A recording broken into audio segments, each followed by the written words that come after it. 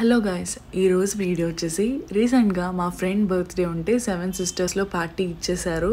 Seven sisters tables అన్నీ బాగా fill అయిపోయాయని చెప్పేసి బేస్మెంట్లో ఉన్న వాళ్ళ ఇంకో రెస్టారెంట్ యాక్సాన్కి అయితే మమ్మల్ని తీసుకొచ్చేసారు.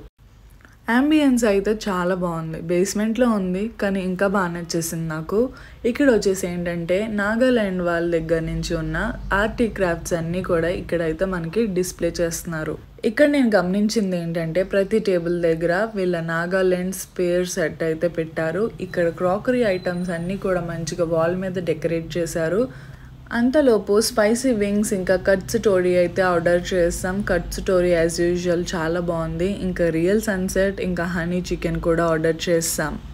ఇప్పుడు గోర్కాలీ స్టైల్ ఫ్రైడ్ షాప్లే అయితే ఆర్డర్ చేస్తాం. ఇది వచ్చేసి కంప్లీట్గా చీజీ డిష్లా ఉందన్నమాట. నేను తింటుంటే కింద నుంచి కారిపోయింది కూడా. నాకైతే ఆయిలీగా అనిపించింది. మేబీ అది చీజ్ ఏమన్నా మెల్ట్ అయ్యి ఉండొచ్చేమో.